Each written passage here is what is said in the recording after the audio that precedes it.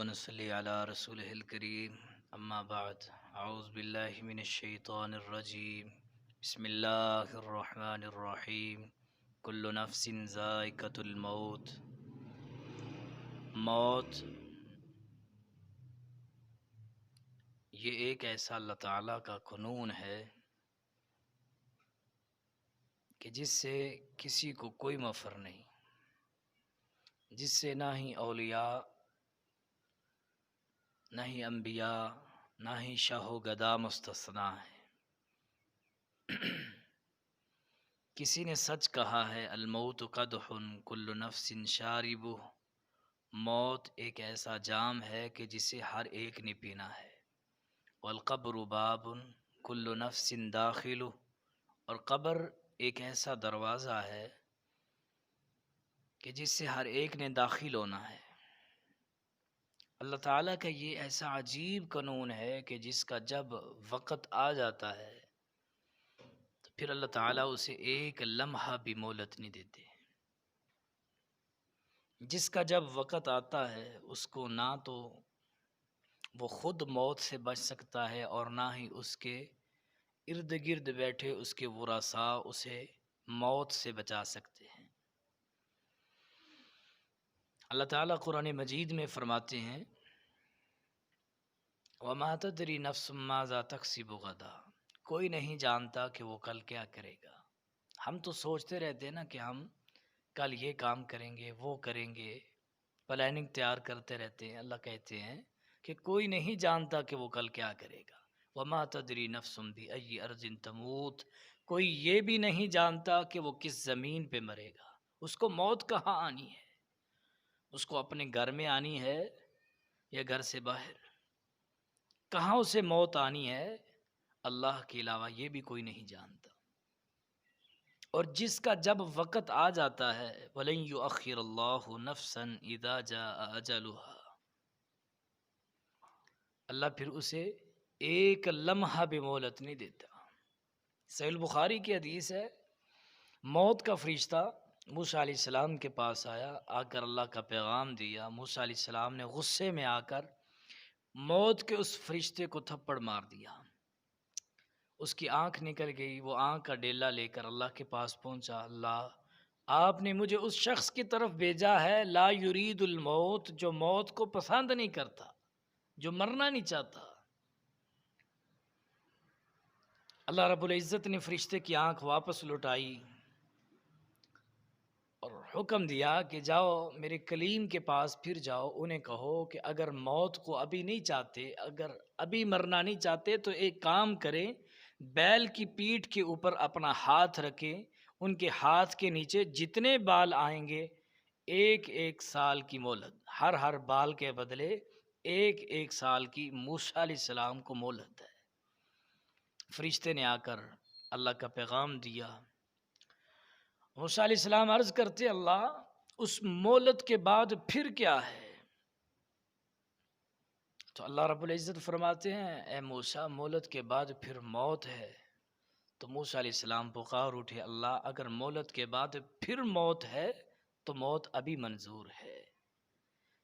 یعنی اس موت اللہ کے اس قانون سے کوئی بچ نہیں سکتا۔ عقل مند وہ ہے کہ جو اپنی موت کے آنے سے پہلے اپنے اللہ کو راضی کر لے، اپنی موت کی تیاری کر لے۔ رسول اللہ صلی اللہ علیہ وسلم نے فرمایا کہ مومنوں میں سے ایک صحابی نے اللہ کے رسول سے پوچھا کہ مومنوں میں سے سب سے افضل مومن کون ہے؟ رسول اللہ صلی اللہ علیہ وسلم نے فرمایا احسنہم اخلاقا، جس کا اخلاق اچھا ہے۔ پھر سوال کیا گیا اللہ کے رسول صلی اللہ علیہ وسلم مومنوں میں سے عقل مند مومن کون ہے؟ رسول اللہ صلی اللہ علیہ وسلم نے فرمایا کہ اکثرہم للموت ذکرا، جو کثرت کے ساتھ اپنی موت کو یاد رکھتا ہے وہ مومنوں میں سے عقل مند مومن ہے۔ آج ہم اپنی موت کو بھول گئے ہیں۔ اللہ کے بندو ہم اپنی موت کو یاد رکھیں یا نہ رکھیں مگر موت ہمیں ایک دن میں 70 بار یاد کرتی ہے۔ یہ کیا ہیں یہ اعلانات جو روزانہ ہم سنتے ہیں؟ آج فلاں ان دنوں میں کثرت کے ساتھ اللہ کے نیک بندے جن کی ساری زندگی اللہ کے دین کے لیے وقف تھی، اپنی ساری زندگیاں جنہوں نے اللہ کے دین کے لیے قربان کر دی، عید سے لے کر ابھی تک کتنی اموات ہوئیں اللہ کے نیک بندوں کی، اللہ کے پیاروں کی۔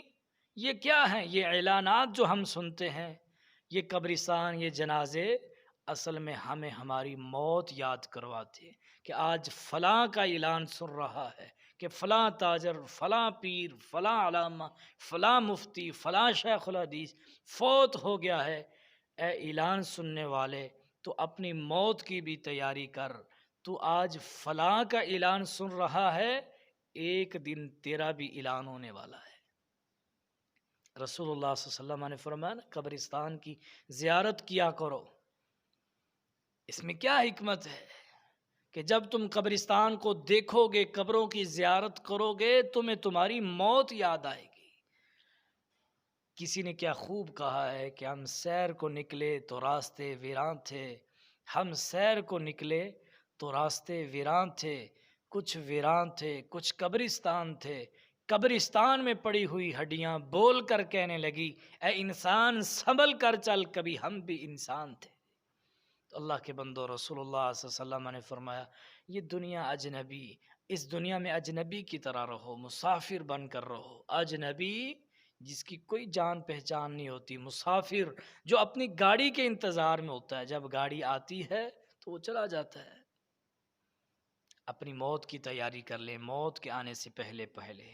اللہ کے بندو، موت کی سختیاں، رسول اللہ صلی اللہ علیہ وسلم بھی موت کی سختیوں سے اللہ کی پناہ مانگتے تھے۔ ہمیں بھی ہر وقت موت کی سختی سے اللہ کی پناہ مانگنی چاہیے۔ 4 جگہوں پہ اللہ تعالیٰ موت کی سختیوں کا ذکر کرتا ہے۔ اگر موت کی سختیوں سے کوئی بچتا تو رسول اللہ صلی اللہ علیہ وسلم موت کی سختیوں سے بچ جاتے، لیکن موت کی سختیوں سے اللہ کے رسول صلی اللہ علیہ وسلم بھی بچ نہیں سکے۔ صحابہ میں ایک صحابی تھے جن کا ایک مقولہ تھا، کہا کرتے تھے، مجھے ان لوگوں پہ افسوس ہوتا ہے جن پہ جب موت کا وقت آتا ہے اور وہ اپنی زبان سے موت کی سختیوں کا ذکر کیوں نہیں کرتے۔ مجھے ان لوگوں پہ افسوس ہے جب ان پہ خود یہ موقع پہنچا، یہ وقت آیا، تو سیدنا عبداللہ بن عباس رضی اللہ عنہ ان کے پاس آئے، اگر کہا عبداللہ تمہارا یہ مقولہ ہے، ان کا مقولہ انہیں یاد کروایا کہ تم کہا کرتے تھے کہ لوگ موت کے وقت موت کی سختی کو اپنی زبان سے بیان کیوں نہیں کرتے، آج تم اس منزل پہ پہنچے ہو، ذرا آپ اپنی زبان سے موت کی سختی کا ذکر کرو۔ تو سیدنا عبداللہ رضی اللہ عنہ ٹھنڈی سانس لیتے ہیں، کہتے ہیں کہ لوگوں، موت کی سختی کو دنیا کی زبان بیان نہیں کر سکتی، ہاں اتنا اشارہ کر سکتا ہوں، مجھے ایسے محسوس ہوتا ہے کہ آسمان زمین پہ گر پڑا ہے اور میرے پیٹ پہ احد پہاڑ گر پڑا ہے، مجھے اس طرح محسوس ہوتا ہے کہ میری روح کو سوئی کے نکے سے نکالا جا رہا ہے۔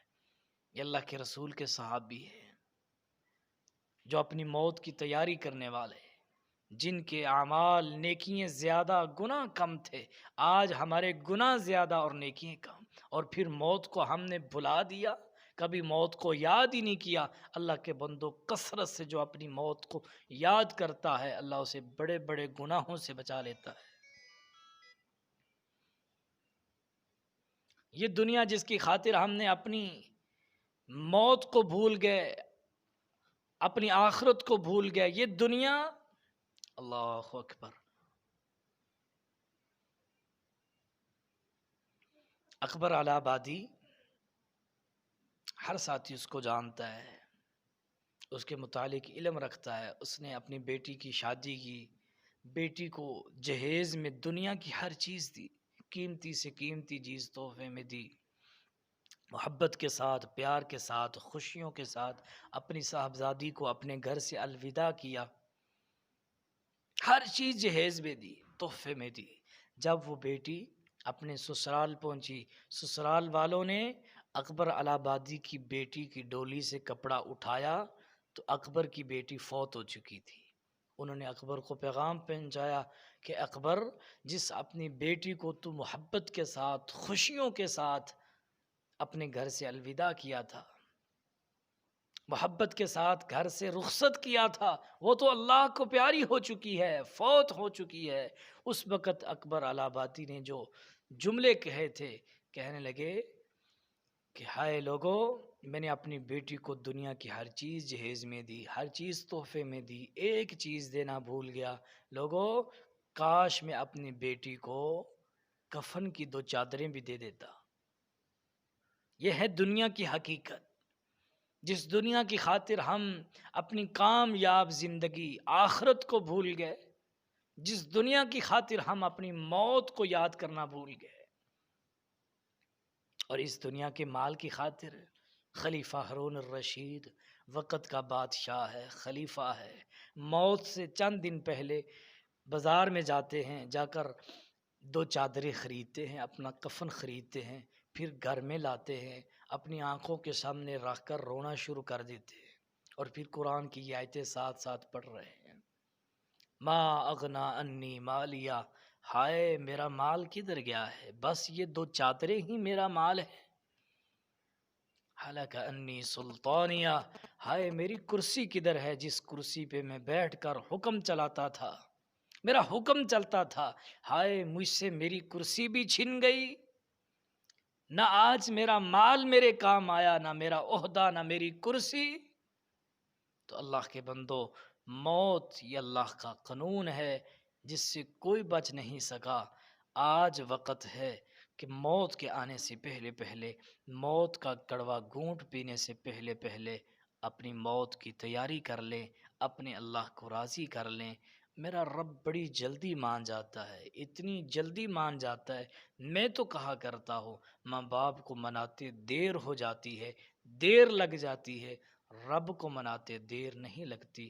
وہ تو ایک آنسو پہ مان جاتا ہے، بلکہ وہ اتنا مہربان ہے، اتنا کریم ہے۔ لوگ تو کہتے ہیں کہ وہ نیک لوگوں کی سنتا ہے، میں کہتا ہوں نیک لوگوں کی بھی سنتا ہے، مگر نیک لوگوں سے زیادہ وہ گناہگار بندوں کی سنتا ہے۔ آئیں اپنے اللہ کو راضی کر لیں۔ یہ فتنہ کا دور ہے، یہ دیکھ رہے ہیں ہماری آنکھوں کے سامنے کس طرح تسلسل کے ساتھ اللہ کے نیک بندے اللہ کی ملاقات کو پہنچ رہے ہیں۔ کسی نے کیا خوب کہا ہے کہ یہ مدارس بند ہو چکے ہیں تو علماء نے اللہ کی جنت کا رخ کر لیا ہے۔ آئیں دنیا میں رہ کر اللہ کی جنت کو خریدیں، اپنی موت کی تیاری کریں۔ اللہ ہمارے گناہوں کو معاف فرمائے، اللہ ہمیں نیک موت عطا فرمائے۔ سجدے کی حالت میں، رکوع کی حالت میں قرآن پڑھتے موت مانگنی تو نہیں چاہیے، مگر یہ اللہ کا قانون ہے۔ اللہ جب ہمارا وقت آئے تو ہمیں نیک موت عطا فرمائے۔ سبحان ربک رب العزت عما یصفون وسلام علی المرسلین والحمد للہ رب العالمین۔